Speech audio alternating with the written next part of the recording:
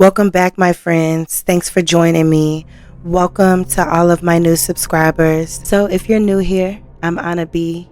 I like to dive within the records of each state's Department of Corrections, taking a look at women who find themselves doing life behind them walls. So we back behind the walls for Women Serving Life in Oklahoma, Part 2. 911, state emergency. Is this Mustang Police Department? This is 911. Okay, I am at 1320 West Rose Hill Drive, and a young man, about 25. Headquarters to available Mustang units. This is your 1320 West Rose Hill Drive. 1320 West Rose Hill Drive received a 911 call from a distressed woman. Tried to advise something about a young man, and then the call cut off. 911, state emergency. You know, I just called 911 on my cell phone. Yes. Did you get my? Are you coming to my house? We got your address. I've got an officer en route to your house right now. I need you to tell me what's going on, okay? Oh, okay. Well, I don't know. This man, this 25, 26-year-old man with a hoodie cap on, walked into our house, through our garage, and he walked into the living room, and he shot my husband in the head. My husband is laying here bleeding on my couch right now, and he turned around to me and he said, "Ma'am, I'm so sorry." He said that your husband should have hired me. Oh my God! He's in a little itty bitty pickup. Okay, he's going down my street. He's in like a little pickup, like a, I don't know what kind. It's like a dark color. All right, ma'am. I've got officers in route. Okay. Thank you. CJ, stay on the phone with me, okay? Stay on the phone with me. Which way is he heading right now? He's heading west down Rose Hill Drive, and there's only one way out of our addition. If you know Mustang, you have to head down. He's in a small truck? Yes, and he's headed down Owen Drive right now. Okay, can you give me a better description of the truck, like what color it was possibly, or was it too dark? No, it's dark. It's 10 o'clock. It's like, it was a dark truck. Yeah, it's a small pickup going west on Rose Hill right now. Okay, I've got to go. No, ma'am, still stay on the line with me. Ma'am, my husband is laying here gasping for air. He's dripping. He's like moving. I got to have somebody here. So that's the phone call Rebecca Bryan made in September of 2011 after she fatally shot her husband in the side of the head. Mr. Keith Bryan was the Nicholas Hills fire chief. As you heard, Rebecca claimed that an intruder came into her home through the garage and shot her husband. But prosecutors said that it was Rebecca who shot him. Keith was taken to OU Medical Center, but unfortunately he died the following day. Rebecca and Keith had been married for 33 years. Prosecutors that tried this case said that Rebecca wanted out of the marriage. Mr. Keith Bryan was 52 years old when he passed away, and he was the Nicholas Hills fire chief. Rebecca had a short affair with a man from the Hugo area. It had actually ended in 2010, but during her trial, there was evidence presented that she wanted to get back with that lover. She might have even been a little obsessed with this man. Just a bit of detail on the affair. She met this man at a real estate class.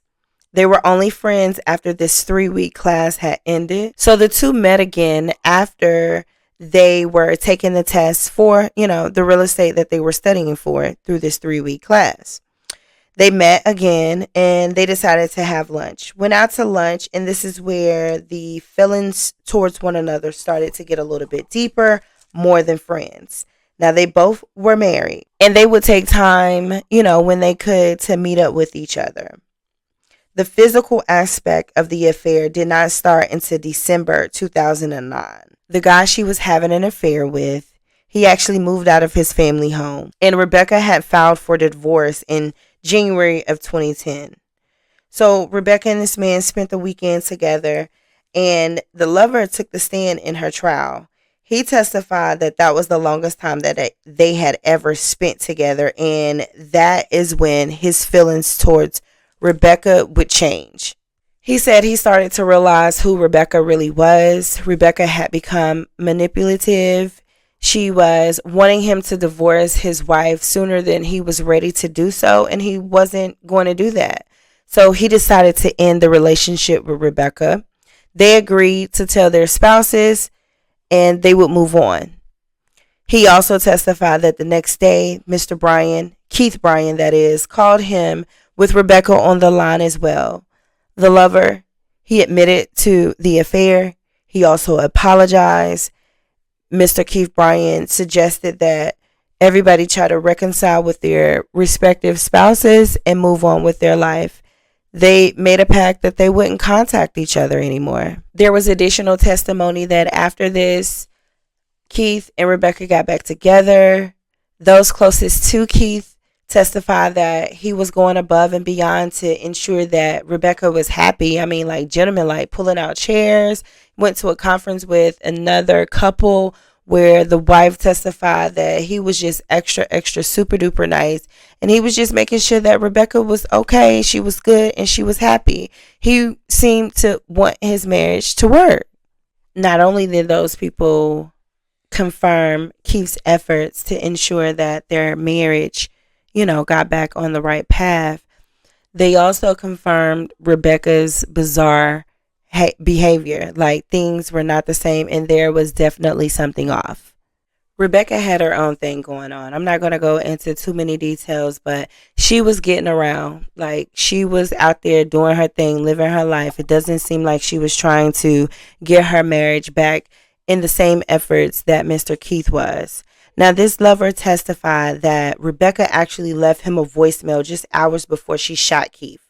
In that voicemail, she said that she still loved him and that she was about to get a large inheritance and was thinking about buying a house in Hugo so that she could be closer to him. Another man actually took the stand and testified that he and Rebecca had sex on the very day that she's accused of shooting her husband, Mr. Keith Bryan. There was other testimony that said that she had actually shown friends a picture of this man's penis as they were on the way to the hospital. Now, that's just fucking unbelievable. I want to believe that that is not true. So the most important or the most damaging evidence, I would say, in my opinion, from her trial was that police found the gun that was used to kill Mr. Keith Bryan and other evidence in the dryer in their utility room of their house. And that is when she was shortly and quickly arrested after finding that evidence in the dryer. So in the dryer, along with the Ruger 380, there was a spent shell casing, a left-handed glove, and a blanket that had bullet holes or a bullet hole in it. And again, that was found in the couple's dryer. The gun matched the bullet that was used to kill Keith. It was matched by the serial number on the gun box that she kept under her mattress.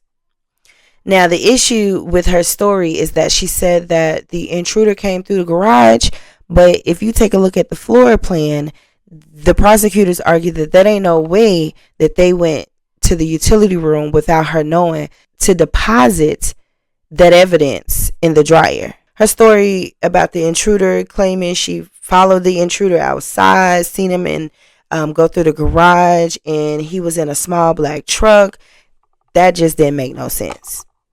Not to mention that her DNA was found on the inside of the glove. Rebecca did not take the stand during her trial at all, but her police interview was played for the jury.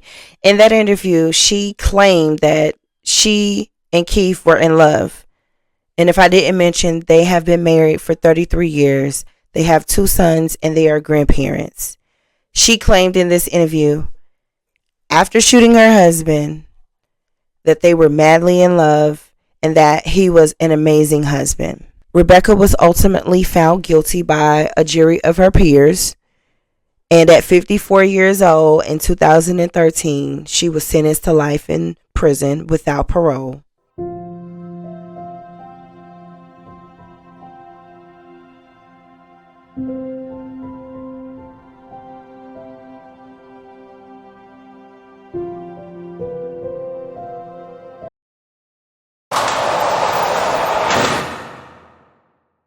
LaRonda McCall was sentenced to 2 consecutive life terms for the torture of her 14-year-old son.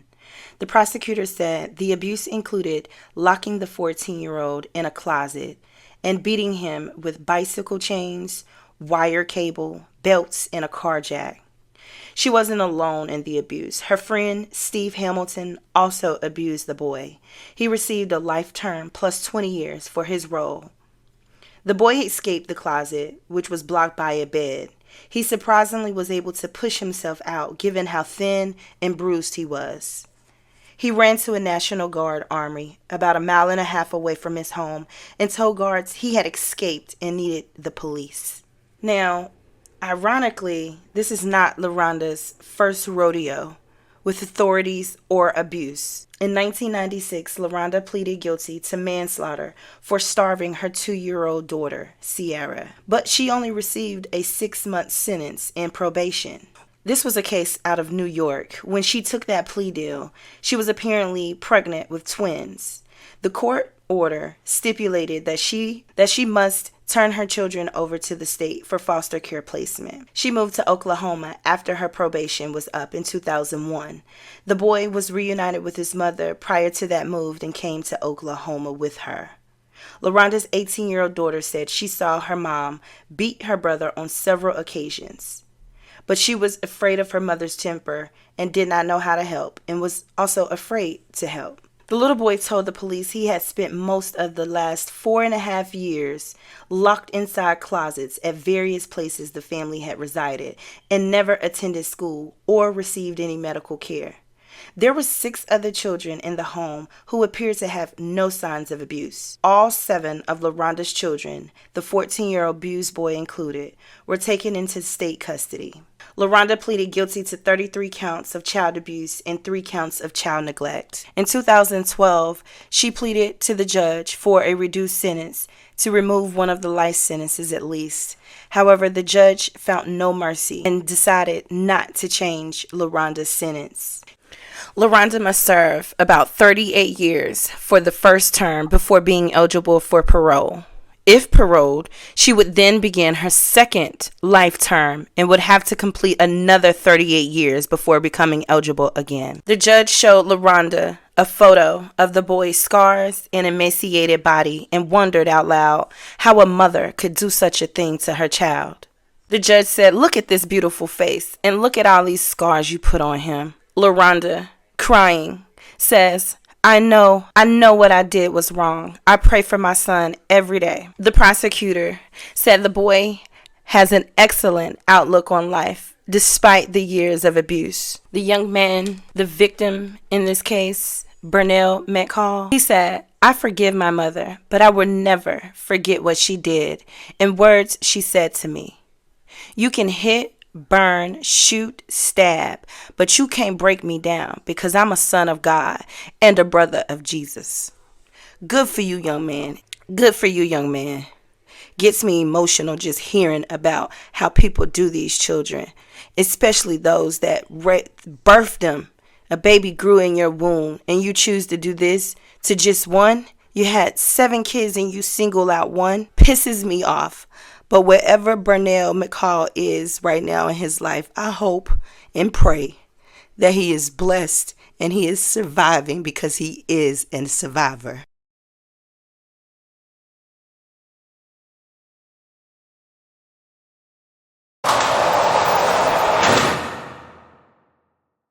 Chloe Thomas was just 16 years old when she confessed to her parents that she had helped another 16-year-old named Chad Raymond dispose of a missing honor student's body.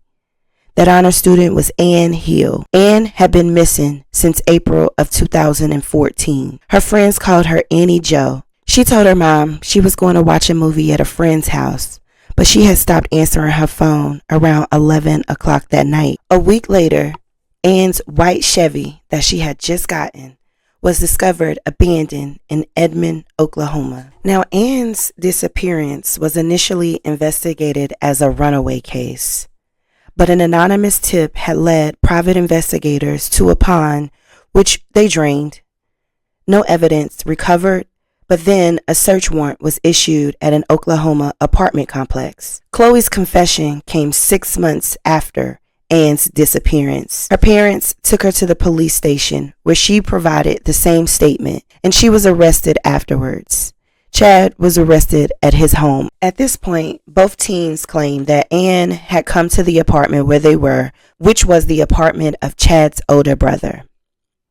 Ann had come to purchase drugs, but she became upset and got tired of waiting on Chad's brother.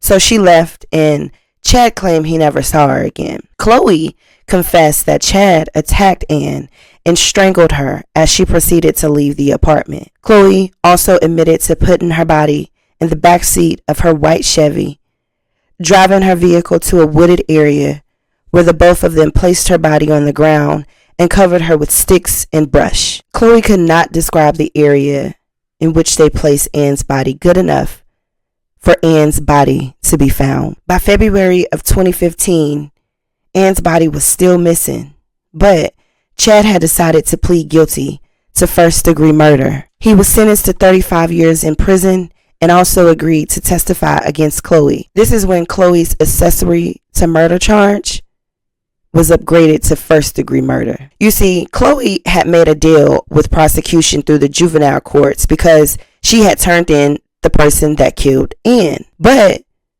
the prosecution backed out of that when they learned the truth. Chad admitted that Ann was lured by both he and Chloe to an Edmond apartment. They planned to rob her and steal her car. This was April 11, 2014. There was some type of dealings between Ann and Chad's older brother. They used his cell phone to contact her. His brother was in the Oklahoma County Jail, and Ann did not know that. 2 months later, April 2015, Ann's skull was found by a working crew in McLean County, along with 24 of her bones that were scattered in a field. During Chloe's trial in November of 2016, prosecutors argued that both Chad and Chloe were high on drugs when they killed Ann. Additional details came out when Chad testified, telling the jury that he had stripped Ann of her clothing and rubbed Windex on her body to get rid of fingerprints. He further said that they put a Walmart bag over Ann's head and he beat her with a wrench. This was so if her body was discovered, it would be unrecognizable. He ended his testimony by saying he thinks about what happened that night every day and that she didn't deserve to die. Prosecutors explained that Chloe lived with Chad's brother at his apartment. She considered him the love of her life. Ann was chosen out of greed and jealousy. Chloe had discovered Ann sent Chad's brother a text message that contained a photo of herself. Chloe was silent, looking down and reading her Bible for most of her trial. Jurors found Chloe Thomas guilty of second-degree murder. There was no reaction from Chloe when the verdict was read. Although she remained quiet during the trial, at her December 2016 sentencing, she became emotional, saying she's sorry for the murder. She was given no credit for time served, but she may have a chance for parole.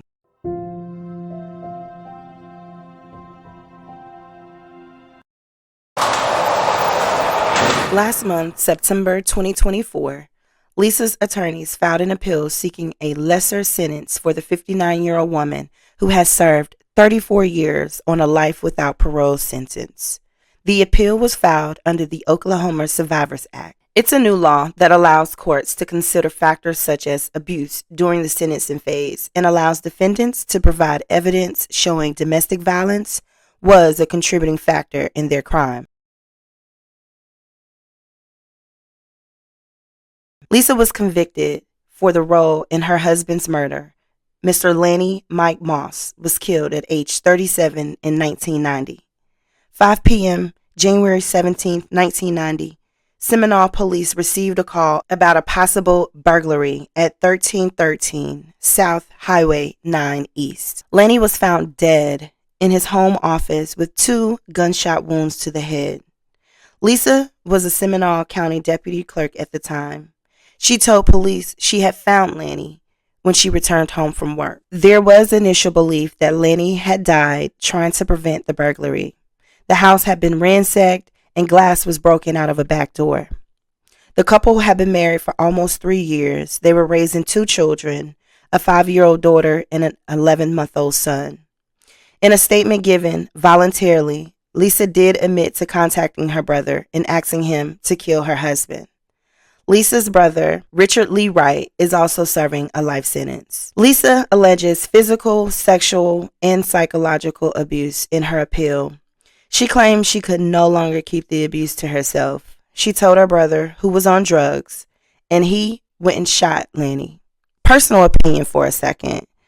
I really honestly hate when folks decide to wait till somebody has passed on after they've killed them to start to tarnish and crucify them and their character. With respect to domestic violence victims, I know there's both men and women, and there are folks that are trapped in situations and have found no way out. And there's been evidence to prove that. The evidence that I've seen shows that she was plotting and she was planning. And not only that, you're a deputy clerk. You have to pass many police officers and other deputies. Why wouldn't she feel comfortable with confiding in the people that have taken the oath to protect the public? There was an anonymous phone call later that week that a gentleman by the name of Chauncey Cravens might have some information regarding Mr. Lanny's death. After the interview with this gentleman, he was asked to tape record his conversation with Lisa, which he did. He also testified at her trial, and it was essentially the same thing that he told the agents, that Lisa solicited him regarding getting rid of her husband. And Lisa paid him $500 as an initial payment, telling him that she was willing to pay between $15,000 and $20,000 from a life insurance policy. Subsequently, she was interviewed again. She denied having anything to do with her husband's death, but later in the interview, after she learned that there was a tape recorded conversation between herself and Mr. Cravens, she admitted that she had asked Mr. Cravens to help her get rid of her husband. She also admitted that she had asked another gentleman if he knew someone that could do the job for her. She also said that 4 to 5 days prior to her husband's passing, she had spoken to her brother about getting rid of Lanny. At that time, she told her brother about Lanny's gun and his daily routine. As if that wasn't enough evidence, Richard's common-law wife also testified that about 12:30 on the day of Lanny's murder, Lisa came over to her in Richard's home. They went into another room and talked for about 30 to 45 minutes. Lisa left. Richard had become nervous and upset. Mrs. Wright asked him what was wrong. He told her that Lisa wanted him to kill Lanny. So later that day, he put on his hat, got his gloves, and asked Mrs. Wright to drop him off in the vicinity of Lisa and Lanny's home, which she did. And then she left. Later, Richard called her and asked her to pick him up at Doyle's Quick Shop, which she did. Lisa pulls up. Richard gets out of Mrs. Wright's car, got into Lisa's car, and they all pulled back up at the Wright's residence. Richard's wife asked him, "Did you do it?" In reply, he just handed her the gun, which she hid under their waterbed. As mentioned, Richard Wright is serving a life sentence. He did not take his case to trial. Smart guy. He pled guilty to first-degree murder and conspiracy to commit first-degree murder. October 24th, 1990, Lisa Moss was convicted for soliciting for first-degree murder and murder in the first degree. She's serving out her life without parole sentence at the Mable Bassett Correctional Center, and we'll see how this appeal works out for her. I'll keep you updated.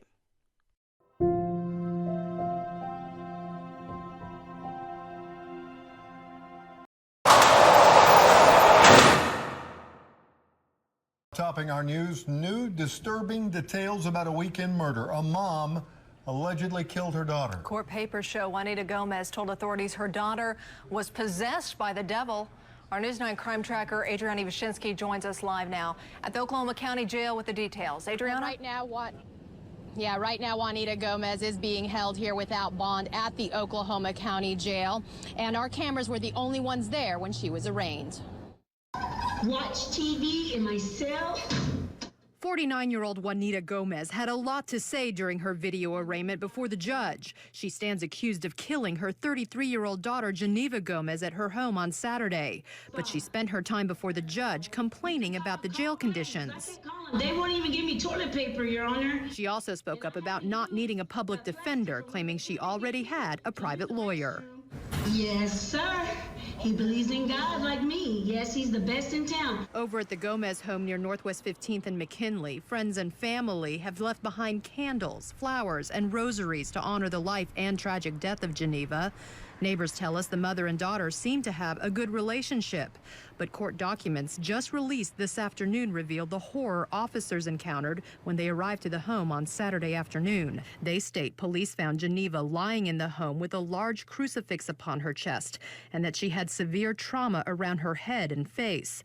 The affidavit states Juanita told investigators her daughter was possessed by the devil and that she admitted to punching her daughter repeatedly and forced a crucifix and religious medallion down her throat. The court papers also state Juanita had very swollen hands and that she told investigators those bruises were from her daughter fighting her attempts to rid Satan from her daughter's body. Now Juanita remains locked up in jail while her family deals with the devastating aftermath.